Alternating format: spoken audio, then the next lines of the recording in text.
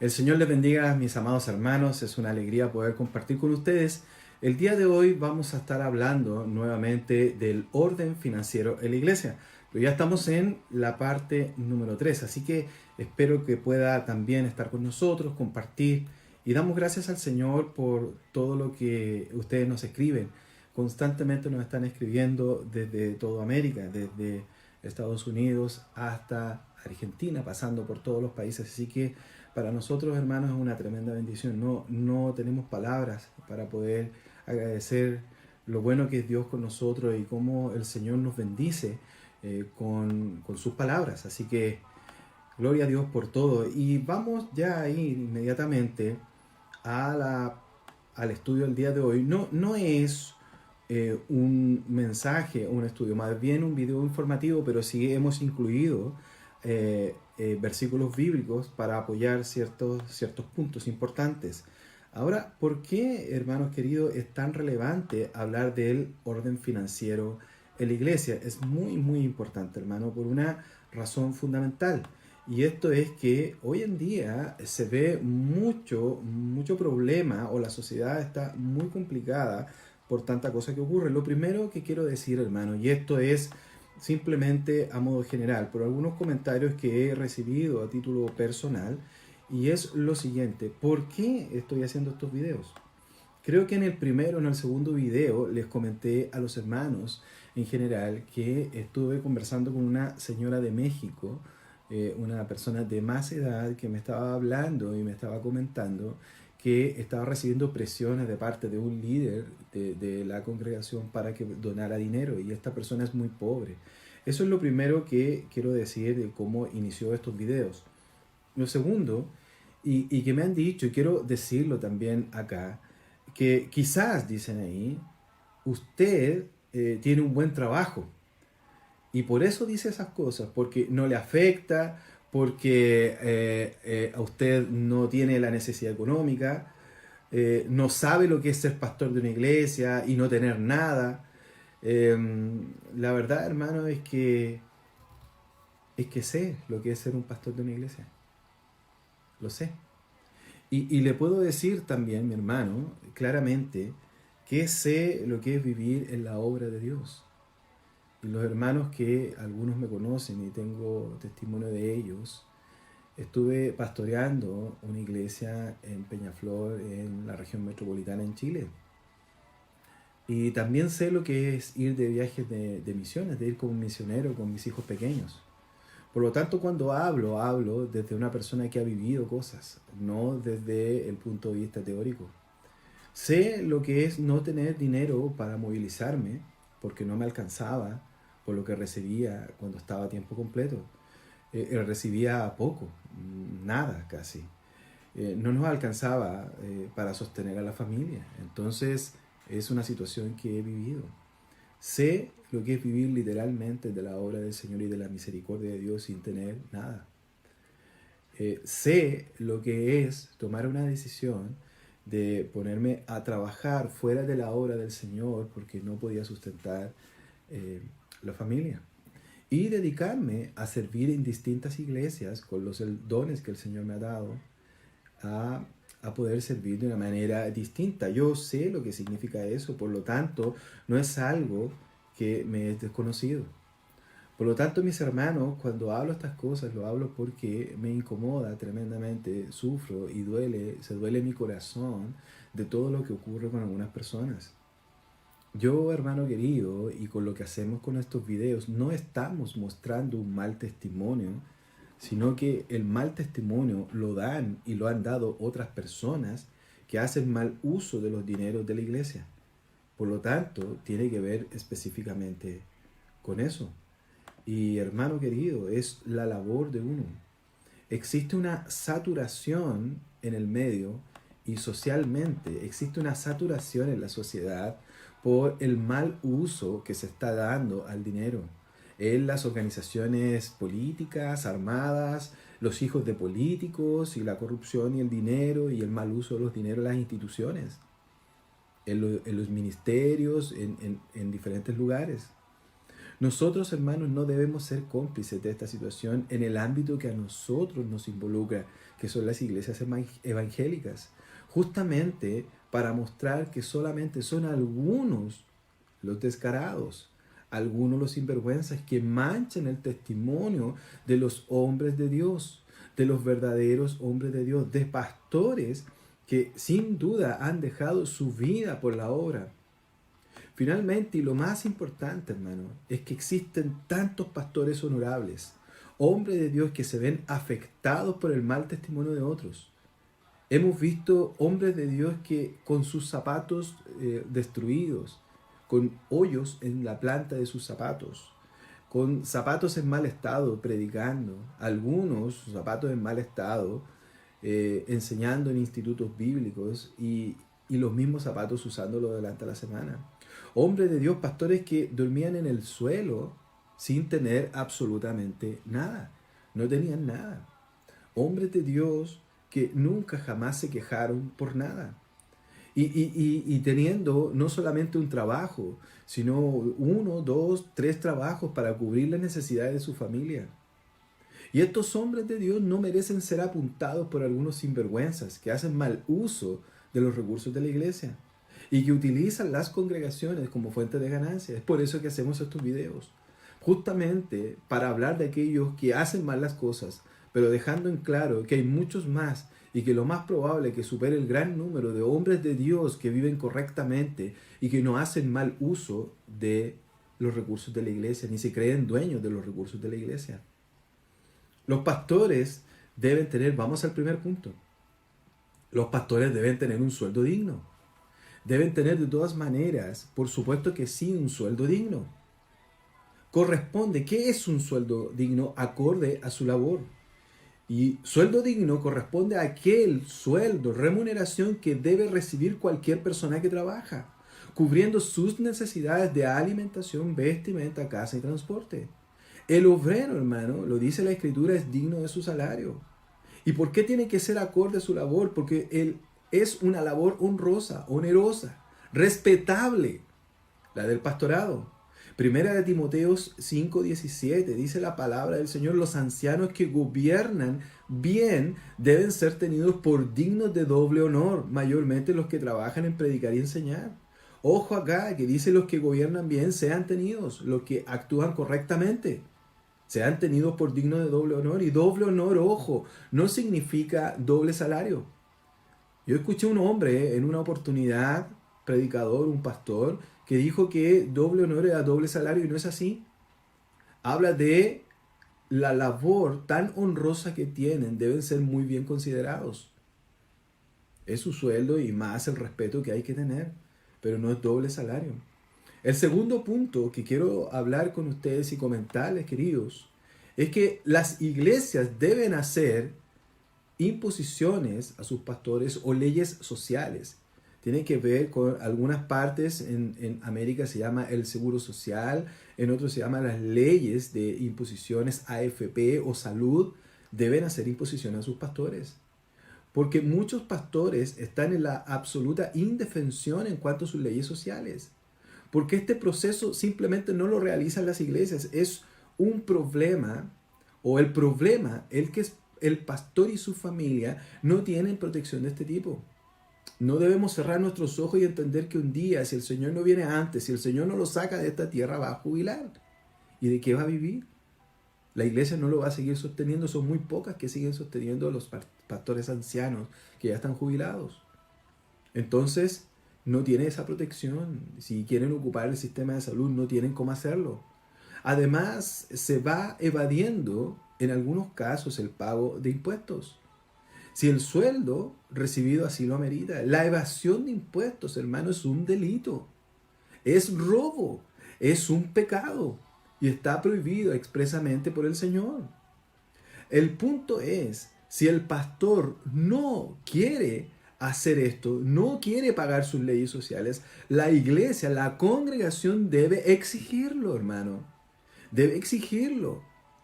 Es una obligación exigir esto. Y si el pastor se rehúsa a hacerlo, no quiere hacerlo, no quiere pagar sus leyes sociales, no quiere pagar sus impuestos, perfectamente la congregación puede pedir que deje de pastorear esa congregación. Puede hacerlo. Puede pedir que deje de pastorear la congregación, porque no tendría una conducta irreprochable. No es irreprensible según la Biblia. En 1 de Timoteo, capítulo 3, versículo 2, dice lo siguiente: pero es necesario que el obispo sea irreprensible. ¿Y por qué en este caso el obispo, el pastor, no sería irreprensible? ¿Por qué no es irreprensible? Por una razón sencilla: porque se rehúsa a cumplir con lo establecido por la ley. Y eventualmente, insisto, puede estar evadiendo impuestos. No quiere pagar leyes sociales y está evadiendo impuestos. Esto está prohibido. Por lo tanto, si el pastor no cumple con esto que exige la congregación debe decirle: usted no puede seguir pastoreando acá porque no tiene conducta irreprochable. Esto es fundamental. ¿Qué testimonio tiene este hombre o esa persona que se rehúsa a pagar impuestos, se rehúsa a pagar sus leyes sociales? Quizás la respuesta es porque el sueldo es muy bajo, pero ese no es el tema. El tema es cumplir con la ley. Eso no es algo pecaminoso lo que se está pidiendo, es algo correcto. En este sentido, hermano, todos aquellos que participan en la administración directa de la iglesia, y debemos decirlo, hay diferentes nombres que se da dependiendo de la denominación, pero por ejemplo la Comisión Revisadora de Cuentas, yo no sé si conoce ese concepto. La Comisión Revisadora de Cuentas, que es un grupo de hermanos, 3 o 4 hermanos, que se dedican a revisar las cuentas de la congregación varias veces en el año y que dicen si está bien llevada la tesorería o no dentro de la iglesia. Los secretarios, los administradores, ya digo, las personas que participan de manera directa en la administración, la Comisión Revisadora de Cuentas, los secretarios, los administradores, los tesoreros, el comité administrativo, si existiera un administrador, etcétera, ¿cómo se llama en la congregación donde usted participa? Se transforman en cómplices de esta situación, por tanto el alcance es mayor. Si hubiera un delito, son cómplices, directo. Por lo tanto, por eso la congregación debe exigir que el pastor haga lo que debe hacer. Tercer punto: el sueldo pastoral se fija al inicio del ministerio, del ejercicio del ministerio. Esto es muy relevante. Hoy en día sabemos que se postulan pastores a las iglesias que no tienen pastor y hacen entrevistas, hablan con ellos, ¿cierto? Tienen que llevar su descripción de lo que han hecho, su historial, currículum, etc. Bueno, podemos estar de acuerdo o no, pero como sea que se haga, es importante entender que el sueldo del pastor se fija al inicio del ejercicio ministerial, como todo trabajo. El sueldo del pastor se fija al inicio. Los aumentos de sueldo, aguinaldos u otros beneficios, como se llamen, bonos, no se pueden cambiar estas condiciones, se fijan al inicio. Según el directorio, las personas que están a cargo de la administración, los hermanos que están buscando al pastor o los hermanos que llevan la administración, la iglesia en pleno, los miembros de la iglesia, la reunión de miembros, como usted quiera llamarlo, todos los hermanos que se encuentran en ejercicio en ese momento deben fijar estas condiciones. Y la decisión se toma al inicio. Es muy importante que esto se mantenga en el tiempo, ya que el cambio de las condiciones o la no discusión de condiciones salariales genera muchos problemas al interior de cada congregación, pero también en la vida familiar del pastor. Algunas cosas, hermanos, que se deben considerar, y esto es muy importante. Primero, el ajuste salarial. Debe ser anual el sueldo. El ajuste anual debe considerarse como mínimo un ajuste de IPC anual. Si hay un aguinaldo para fiestas patrias o Navidad o como quieran llamarle, hay que fijarlo al inicio, debe ser de acuerdo a lo que la ley establece o lo que se establece en cada país. Algunos en Navidad entregan una caja de mercadería, quizás también debiera considerarla. El reajuste del sueldo, pero ya no por el IPC, el reajuste real del sueldo, cada cuánto tiempo se hace. Deberá ser cada 5 años máximo. y se debe revisar el sueldo, cuánto es lo que debe subir. Es parte del sueldo y deben considerarlo, hermanos, todos los beneficios adicionales que se reciben. Bono por movilización, quizás si se compran libros de estudios para que esté realizando los estudios, comentarios bíblicos, pero estos deben estar relacionados con los temas que se están tratando en la iglesia o lo que se van a tratar más adelante. Que si existe casa pastoral, que en algunos lugares hay, bueno, esto también es un beneficio y es cuantificable. ¿Cuánto cuesta arrendar una casa? Bien, esto es fundamental. Todo esto, hermano, siempre y cuando la iglesia pueda sustentarlo. Esto debe ser cuantificado, ya que representan beneficios y los beneficios son atribuibles a costos, a dineros, los cuales quizás debieran incurrir si estuvieran en otro lado. Por eso es importante, si el pastor o el líder no tiene estos beneficios, debe entender que son parte de los beneficios y el dinero que debiera haber gastado, como ocurre con cualquier trabajador. Si yo quiero movilizarme, usted quiere movilizarse desde su casa al trabajo, si no ocupa bicicleta, tiene que ir en su carro, y si no va en su carro, tiene que ir en el transporte público, y si va en el transporte público, igual tiene que gastar un dinero.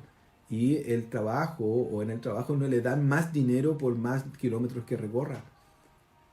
Tampoco le dan dineros especiales para una casa y para comprarle libros a usted si quiere estudiar. Por lo tanto, esos son parte del sueldo. Filipenses 4, versículo 11 dice lo siguiente: no lo digo porque tenga escasez, pues he aprendido a contentarme cualquiera sea mi situación. El apóstol Pablo está hablando de esto. Sé vivir humildemente y sé tener abundancia en todo y por todo estoy enseñado. Esto es impresionante. El apóstol Pablo, no cualquier persona, el apóstol Pablo diciendo esto. He aprendido a contentarme cualquiera sea mi situación. Primera de Timoteo, capítulo 6, versículo 10 dice: porque raíz de todos los males es el amor al dinero, el cual es codiciando algunos se extravían de la fe y fueron traspasados de muchos dolores. Bien, hay que entender, y todos deben entender, y discúlpenme la franqueza, y esto suena muy, muy violenta la frase que digo, pero tiene que ser de esta manera. Si hay algún pastor, algún líder de una iglesia que no está conforme con su sueldo, bien, yo le digo, estudie una carrera profesional, haga un esfuerzo y vaya y trabaje como profesional. Y trabaje como profesional y gane el dinero que quiere ganar. Gane un sueldo de gerente, gane un sueldo de un jefe de una multinacional y está en todo su derecho. No está mal, no está pecando con eso. Todo lo contrario, es bastante honroso lo que haría, si es que usted quiere ganar un sueldo amplio. Pero no quiera ganar eso dentro de la congregación. Eso no es ético. No es correcto. Los sueldos pastorales, hermanos, no son sobre la base de las necesidades, sino sobre la real capacidad de la congregación. Cada pastor, cada líder a tiempo completo debe entender que sus hijos van a crecer y los proyectos y quizás van a estudiar. Pero la congregación no se puede hacer parte de los proyectos personales ni sustentarlos. Debe vivir como cualquier persona. Lo mismo ocurre con los cambios de casa, cambios de vehículo u otras cosas, cambios de computador, cambios de teléfono. Esto se puede anhelar legítimamente por parte de los líderes que viven de la obra. Pero no es función de la congregación servir para estos propósitos todo lo que necesite. No es correcto. Hermano querido, el cuarto punto, ya dijimos, el primer punto fue, y lo repetimos, el primer punto, los pastores deben tener un sueldo digno acorde a su labor. El segundo punto, que es importante, las iglesias deben hacer imposiciones o leyes sociales a los pastores. El tercer punto que estamos revisando, el sueldo pastoral se fija al inicio del ejercicio ministerial. Y cuarto punto, que también es muy importante que lo revisemos, y deme un segundo, mi hermano, para fijar el sueldo acorde, la congregación debe tener finanzas sanas y transparentes. Y esto me detengo un poco más acá, hermanos. Proverbios capítulo 6, versículo 8 dice lo siguiente: prepara en el verano su comida y recoge en el tiempo de la siega su mantenimiento, las hormigas. Perdón, mis hermanos. Segunda de Corintios 8:20 dice: evitando que nadie nos censure, esto es, desacredite, critique o difame. Está hablando de lo que hacen los que trabajan en la obra. Y dice lo siguiente: en cuanto a esta ofrenda abundante que administramos. Está hablando de dineros que recibían. Procurando hacer las cosas honradamente, no solo delante del Señor, sino también delante de los hombres. Es importante entonces, hermanos, tener en consideración que hay que planificar. Cuando leí en Proverbios habla de trabajar anticipadamente, de planificar. Y en el segundo, en que nadie debe criticarlos por el uso de los dineros. No solamente en la iglesia, sino también los hombres fuera de la iglesia. Y dice ahí algunas cosas importantes que se deben considerar dentro de todo esto. Existen algunas denominaciones, como lo dije hace un ratito, que tienen la Comisión Revisadora de Cuentas, que con un mínimo de 4 veces al año, ¿sabe lo que hacen? Revisan los gastos que se realizan, los respaldos existentes, boletas, facturas u otros documentos legales establecidos en cada país para poder respaldar los gastos o las compras. Todo debe estar debidamente identificado: en qué tiempo se hizo, quién hizo la compra, quién hizo el gasto. Y para aquellos gastos que no tienen respaldo existen los vales firmados, o también llamado un vale por, que hace responsable a una persona de un gasto que no tenía un respaldo de un documento legal. El monto que se asigna, hermanos queridos, a estos vales o vale por es mínimo. Debe ser fijado con anticipación por la congregación, ya que el uso excesivo de este recurso genera gastos sin control.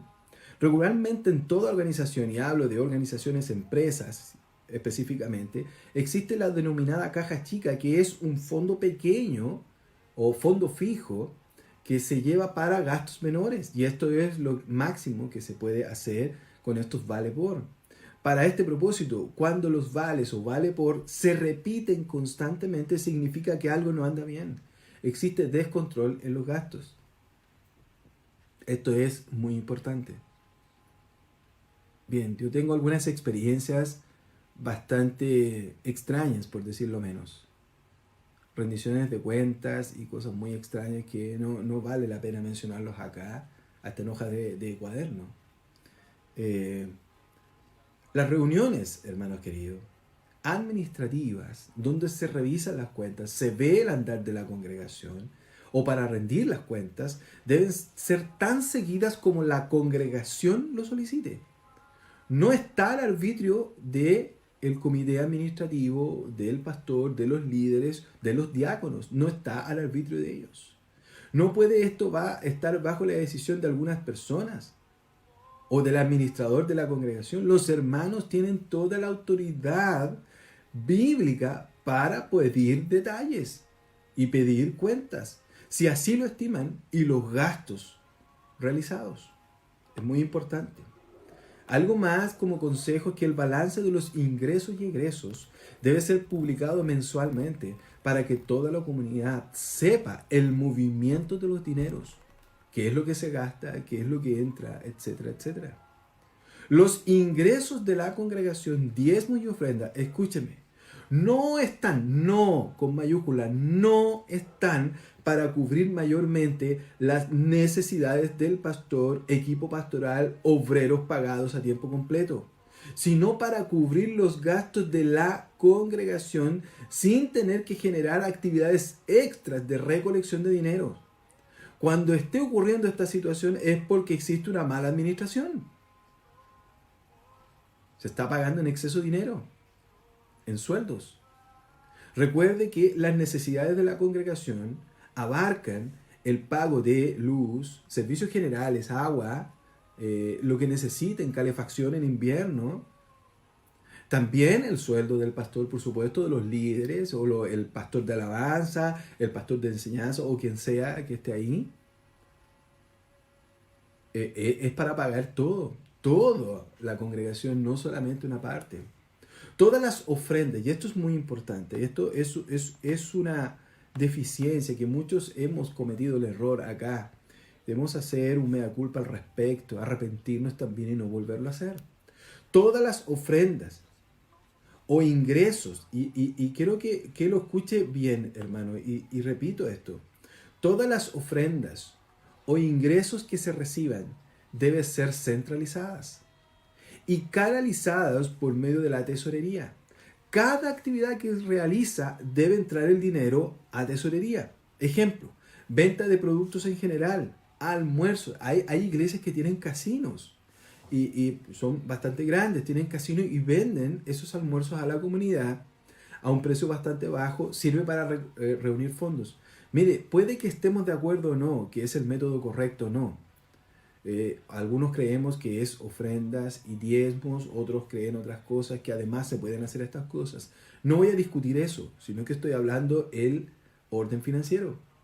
Todo lo que se reciba ya por la venta en los casinos, en las iglesias, cada actividad que se realice. Yo he visto dentro de iglesias librerías completas, establecidas, donde se vende gran número de libros, música y bastantes cosas.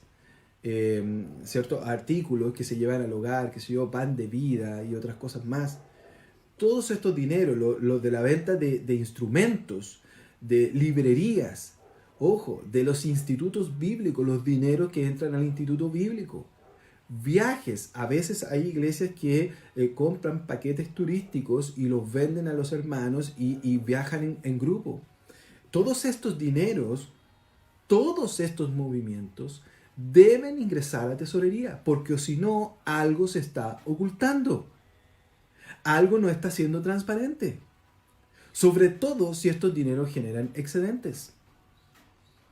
Porque eso significa que alguien se puede estar quedando con ese dinero. Y no corresponde. Porque la iglesia no es para hacer negocio personal. Los ingresos van a la congregación para suplir las necesidades de la congregación. Hermanos, es importante que nosotros tengamos orden financiero. Y le debo decir algo, y lo digo con mucho respeto.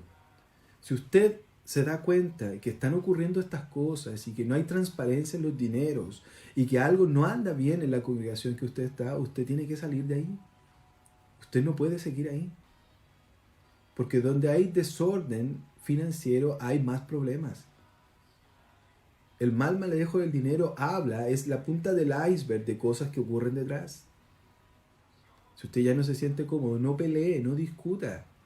Usted vaya y presente, yo me voy de la iglesia por esto, porque existe desorden financiero, porque no se están haciendo correctamente las cosas, porque usted tiene un sueldo demasiado elevado. ¿Por qué? Porque no están pagando las imposiciones, porque no están pagando impuestos, porque todos los dineros no entran a la tesorería, porque los dineros no se respaldan cuando se gastan, porque toman las decisiones solo algunos, porque no existe control sobre los gastos, porque no hay rendición de cuentas. Bueno, plantee todo, quizás en su congregación se dan cuenta, es simplemente ignorancia, se dan cuenta y cambian las cosas. Pero si no cambian las cosas y usted las ha planteado con respeto, como corresponde, con valentía, las ha planteado, entonces simplemente tiene que irse de ahí. ¿Qué está haciendo ahí? No puede ser cómplice de una situación de este tipo. Mis hermanos amados, mis hermanos queridos, nuestro fin y nuestro afán en esto es simplemente, mis hermanos amados, mis hermanos queridos, que usted y yo podamos cada vez más ser y ver congregaciones transparentes, justamente por los hermanos, por los pastores que son buenos hermanos y que son afectados por estas cosas. Nosotros no somos parte de eso, ni usted ni yo somos parte de todo ese movimiento de la prosperidad, que lo único que busca es aumentar el número de hermanos en las iglesias y aumentar los dineros y generar diezmo y ofrenda. Eso no estamos de acuerdo con eso. Pronto, hermano, Esta es la tercera parte del video. Y espero, hermano, ya viene una cuarta parte que tiene que ver también con lo mismo. Y dentro de lo mismo es lo que significa la inversión que hace la iglesia, el dinero que se paga y el trabajo que se realiza. Creo que es muy importante. Hermano querido, ministerio cristianos.verdaderos 7, al servicio de los hermanos, al servicio de la iglesia y sirviendo al Señor. A Dios sea la gloria, honra y alabanza, y a nosotros solamente su misericordia